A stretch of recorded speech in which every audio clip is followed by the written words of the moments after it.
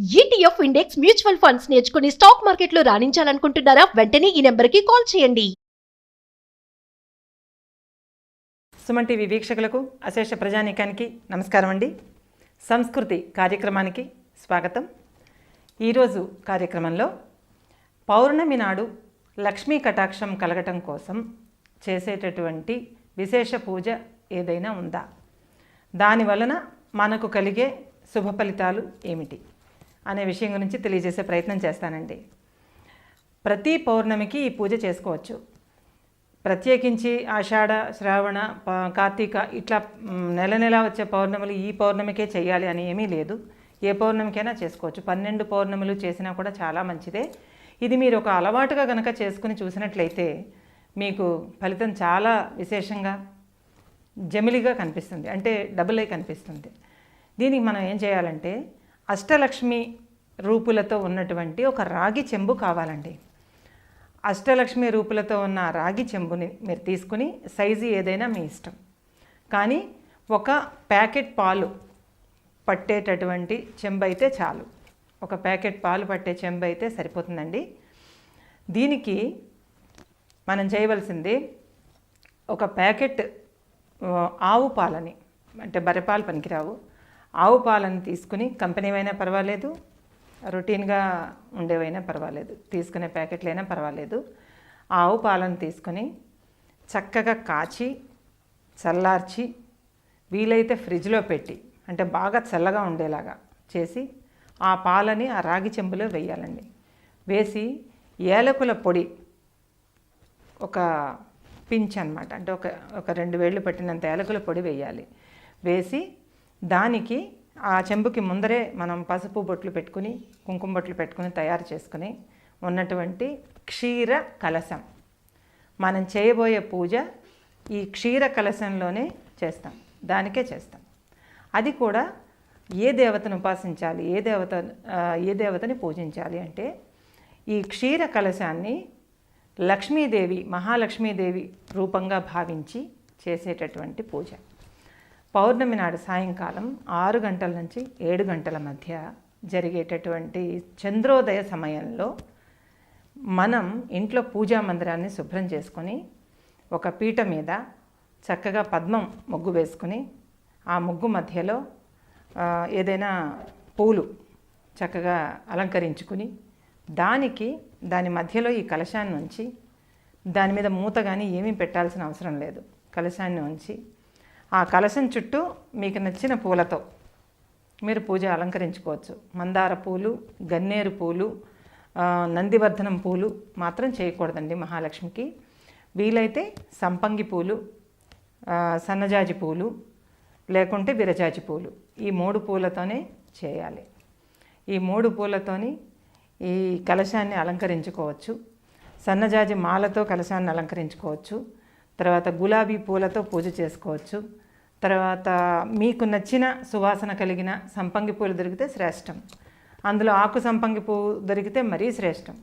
ఒక్కటైనా ఆకు సంపంగి పువ్వు ఉండేలాగా మనం చూసుకోవచ్చు. దొరికితే, ఇది వర్షాకాలం కనుక దొరకవచ్చు, లేదు అంటే మీరు రొటీన్గా సంపంగి పూలతో కూడా చేసుకోవచ్చు. అయితే ఈ పూజని చేసేటప్పుడు మీరు పఠించవలసినటువంటి స్తోత్రం ఏమిటి అంటే, మన ఇంట్లో ఉండే మహాలక్ష్మి చిరకాలంగా వర్ధిల్లాలి, వర్షించాలి, లక్ష్మీ కృప వర్షించాలి అంటే, మనం ఈవేళ ఈ క్షీర కలశ పూజలో చేయవలసింది కనకధారా స్తోత్రాన్ని 8 సార్లు పఠించాలి. మహాలక్ష్మి అనుగ్రహం కోసం మనం చేసే ఈ కార్యక్రమానికి కనకధారా స్తుతి అంటారు. అది శంకరాచార్యుల వారు చేసినటువంటి స్తోత్రం. అది మీకు ఎక్కడైనా దొరుకుతుంది, పుస్తకాల్లో ఉంటుంది, అన్ని నిత్యదేవత కల్పాలు అన్నింట్లోనూ ఉంటుంది. అది మీరు తీసుకుని దాన్ని 8 సార్లు, అష్టలక్ష్మి రూపాలకి 8 సార్లు చదువుకొని, మీరే స్వయంగా చదువుకోగలిగితే అత్యంత శుభప్రదం, ఫలితం ఎక్కువ. ఒకవేళ చదవలేని వాళ్ళు, అది పలకని వాళ్ళు ఉంటే, గతంలో నేను ఎప్పుడు చెప్పే మాదిరిగానే మీకు నెట్లో డౌన్లోడ్ చేసుకుని మీరు అది ప్లే చేసుకుంటూ కూడా భక్తి శ్రద్ధలు తగ్గకుండా పూజ చేసుకోవచ్చు. అప్పుడు కూడా ఫలితం బాగుంటుంది. ఈ 8 సార్లు ఈ చదివేటటువంటి ఈ క్రమంలోనే మీరు పూలతోనూ కుంకుమతోనూ ఆ మహాలక్ష్మి అమ్మవారిని అర్చన చేసుకోవాలి. చంద్రోదయ సమయంలో మీకు 1 అవర్లో అయిపోతుంది. అది చేసుకుని దాని అరేంజ్మెంట్స్ ఒక ½ అవర్ పడతాయి. ఈ పూజ యాక్చువల్ పూజ 1 అవర్ పడుతుంది. దానికి ధూపం, దీపం, నివేదన అన్నీ కూడా సాధారణంగా షోడశోపచార పూజలాగా చేసుకోవచ్చు. మీరు అన్ని ఉపచారాలతోనూ చేసుకోవచ్చు. చేసుకున్న తర్వాత నివేదన ఏం పెట్టాలి అని తర్వాత ప్రశ్న. నివేదన ఏం పెట్టాలి అంటే ఈ మహాలక్ష్మి అమ్మవారికి ఎప్పుడు నివేదన పెట్టినా అయితే మధుర పదార్థం పెట్టాలి. అంటే స్వీట్ ఏదైనా కేసరి స్వీట్ కానీ లేకపోతే లడ్డూ కానీ ఏదైనా మీ ఇష్టం ఏదైనా చేయొచ్చు. క్షీరంతో ఉన్నటువంటి స్వీట్ అంటే కలాకంద్ కానీ కోవా బిళ్ళలు కానీ అలాంటివి ఏవైనా పెట్టుకోవచ్చు. దానితో పాటు ఇంట్లో తయారు చేసుకున్నటువంటి క్షీరాన్నం అంటే సేమియా పాయసం పనికిరాదమ్మా, క్షీరాన్నం పెట్టుకోవాలి. ఈ క్షీరాన్నం మీరు స్వయంగా తయారు చేసుకుని రెడీ చేసుకుని పెట్టేసుకుని పూజకు కూర్చోవటం మంచిది. ఇది నివేదనగా పెట్టుకోవాలి. నివేదనగా పెట్టుకున్న తర్వాత ఒక పావు గంట అరగంట దేవుడి దగ్గర ఉంచి అది ఎనర్జైజ్ అవ్వడానికి టైం అన్నమాట. ఉంచేసి ఆ తరువాత మీరు దాన్ని రాత్రి ఫలహారంలో తీసుకోవచ్చు. ఈ పౌర్ణమి క్షీర కలశ పూజ చేసినప్పుడు రాత్రి మీరు భోజనం చేయకూడదు.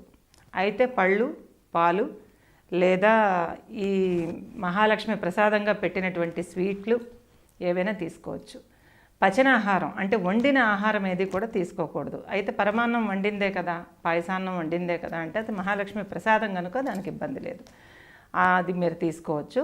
ఇందులో ప్రధానంగా పాటించవలసినటువంటి జాగ్రత్త ఏమిటి అంటే ఈ మహాలక్ష్మి కలశ పూజ చేసిన తర్వాత తయారైన ప్రసాదాన్ని మీ కుటుంబ సభ్యులు మీరు తప్ప అన్యులు తినరాదు. అంటే మీ బంధువులు ఉన్నా సరే వాళ్ళకి పెట్టకూడదు. మీ ఇంట్లో మీ కుటుంబం, మీ భార్యాభర్తలు, పిల్లలు, అత్తమామలు తప్ప ఇంకెవ్వరికి బయట వాళ్ళకి ఇవ్వకూడదండి. ఇవ్వకుండా మీరే తినాలి. ఇది చాలా సింపుల్ పూజ, మళ్ళా చాలా శక్తివంతమైన పూజ. మీకు ఇందులో ఖర్చు ఏమిటి అంటే మీరు తయారు చేసుకునే ప్రసాదమే మీ ఖర్చు. కాబట్టి దీన్ని మీరు అలవాటుగా పెట్టుకుని ప్రతి పౌర్ణమికి చేసుకుంటే 12 పౌర్ణములు చేసుకోవచ్చు. అందులో ఈ ఆషాఢ పౌర్ణమికి చేసుకుంటే ఇంకా మంచిది.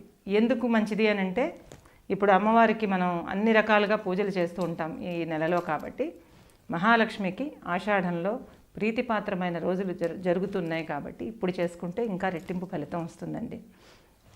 కనుక సోదరీమణులందరూ కూడా వీలున్నంత వరకు భక్తి శ్రద్ధలకి లోపం లేకుండా మీకు అనుకూలమైనటువంటి పుష్పాలతో, మీకు అందుబాటులో ఉన్న పుష్పాలతో వేటికి ఏది కూడా ఇబ్బంది పడకుండా అన్నీ సమకూర్చుకొని సాయంత్రం 6 నుంచి 7 గంటల మధ్య ఈ పూజ పూర్తి చేసుకోండి. ఈ పూజ మీరు చేసి చూడండి. మీ ఇంట్లో 3 పౌర్ణములు జరిగేటప్పటికీ ఒక మంచి అద్భుతమైన లక్ష్మీ కటాక్షం తాలూకా వర్షం, మార్పు, మీ సిరి సంపదలలో మార్పు, మీ జీవితంలో మార్పు, మీకు వచ్చే మనీ సోర్సెస్లో మార్పు, వీటన్నింటిలోనూ మార్పు కనిపిస్తుందమ్మా. ఇది మహాలక్ష్మికి ఎంతో ప్రీతిపాత్రమైనటువంటి పూజ. ఇది మీరు చేసి చూడండి. తర్వాత మీకు వచ్చే చిట్ట డౌట్, నేను చెప్పాల్సిన అంశం ఏంటంటే ఆ పాలు ఏమి చేయాలి అని వస్తుంది.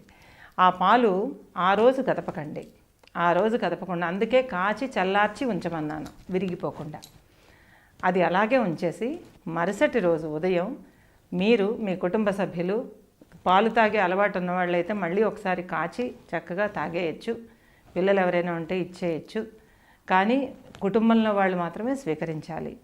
ఒకవేళ విరిగిపోయాయి అనుకోండి, కంగారు పడాల్సిన అవసరం ఏమీ లేదు.